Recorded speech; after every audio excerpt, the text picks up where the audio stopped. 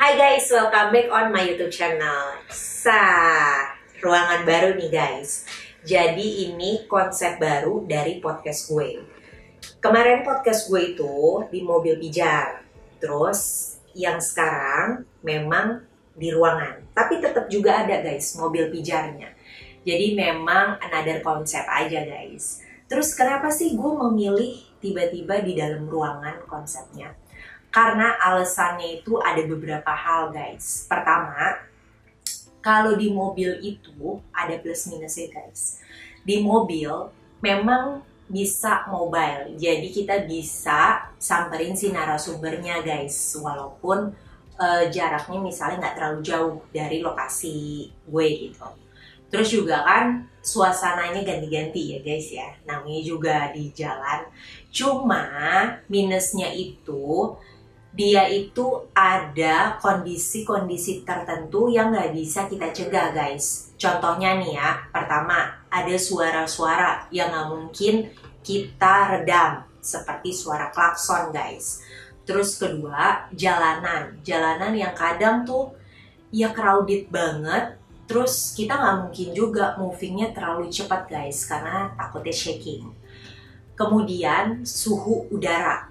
Kadang itu juga ngeganggu kita guys. Kayak misalnya nih hujan tiba-tiba lebat.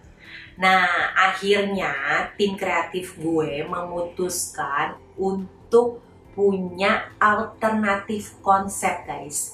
Jadi di dalam ruangan atau ruang pijar guys. Gimana nih guys? Bagus nggak? Ya harus bilang bagus lah. Oke, jadi plus minusnya di dalam ruang pijar ini adalah kalau yang plusnya itu konsep di dalam ruangan enak guys, karena lebih easy going aja, lebih nyantai gitu kan, sambil ngopi, sambil kita tetap fokus sama si narasumber juga bisa. Terus yang kedua itu adalah nggak terkendala sama cuaca. Jadi cuacanya mau di luar panas, dingin, lah demam dong ya panas dingin. Panas, dingin, hujan maksud gue itu kayak nggak ngaruh aja gitu guys. Karena biar gimana pun indoor, jadi kita selamat guys. Tapi minusnya menurut gue kayak ya bosen aja lu di dalam ruangan doang guys. Ya nggak? Setuju nggak lo sama gue? Setuju kan? Oke. Terus muncullah ide-ide dari si kreatif gue. Kalau di dalam ruangan, tantangannya itu yang paling terbesar adalah desainnya guys. Desainnya diciptakan untuk nggak lebay ya, tetap fokus sama si narasumbernya guys. Jadi kita tetap apa tuh ya namanya, tetap mendengarkan cerita curhatan dari narasumber, tapi tanpa terganggu dengan desain-desain yang too much. Nah, jadilah desainnya seperti ini guys. Desain simple dan minimalis. Gimana menurut kalian? Terus persiapannya apa aja sih yang dilakuin antara gue sama tim gue? Pertama, kita udah nyusun konsep kan guys. Terus desainnya mau apa? Kemudian kita pilih dong ya tema yang sesuai sama si podcastnya. Setelah itu kita pilih nih pernak-pernik pajangannya nih guys. Kayak contohnya yang ini nih guys. Pajangan-pajangan kayak gini akhirnya kita memutuskan untuk ya udah pajangan yang simple-simple aja. Tulisan motivasi untuk kita sendiri dan untuk para pendengar podcast juga guys. Nah, untuk pajangan-pajangan ini nih guys, gue sama tim akhirnya memutuskan untuk beli via online. Padahal awalnya tim gue bilang udahlah offline aja, biar kenapa? Biar lebih ringkas. Tapi nih guys, karena gue itu emak-emak sejati guys, jadi 500 perak aja gue kejar guys bedanya. Kalau lu gimana guys?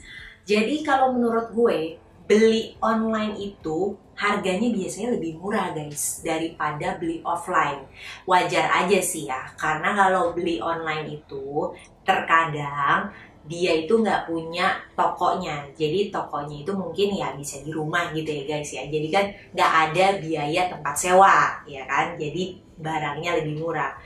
Cuma dia kelemahannya itu nggak langsung ada saat yang kita butuhin saat itu juga. Kalau offline tuh positifnya, lu bisa langsung lihat barang yang lu mau, lu beli, lu pegang guys. Jadi lu nggak beli kucing dalam karung ya kan. Kalau online itu kan konsepnya memang biasanya beli kucing dalam karung. Lu nggak tahu tuh barang yang datang sama fotonya sama nggak sih sebenarnya. Nah, gua nih punya nih tips-tips belanja online ala gua nih guys. Jadi biar lu nggak kecewa pada saat barang datang, sama nggak ya? Ternyata sama. Gimana nih tipsnya? Nih gua kasih tahu guys. Pertama, tipsnya itu adalah lo cari ya di penelusuran kan. Lo ketik judul barang yang akan lu beli nih. Ya, kayak gue nih, pajangan. Ya gue ketik dong pajangan. Mau di toko biru, toko online, toko hijau, sama aja guys caranya. Setelah itu, gue filter dari yang banyak terjual dulu guys. Jadi kalau barang itu banyak terjual di toko A atau toko B, nah gue lihat dulu tuh toko mana yang barangnya lebih banyak kejual.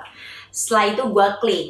Nah setelah gue sudah klik, gue baca dulu nih komentar-komentar dari para netizen-netizen nih guys. Kira-kira yang udah pernah beli tuh kasih bintang 5 itu alasannya apa? Kasih bintang 4, bintang 3, bintang 2, bintang 1, atau bintang kejora guys. Nah, itu gue baca satu-satu. Alasannya apa, plusnya apa, minusnya apa di barang itu dan di performance si tokonya guys.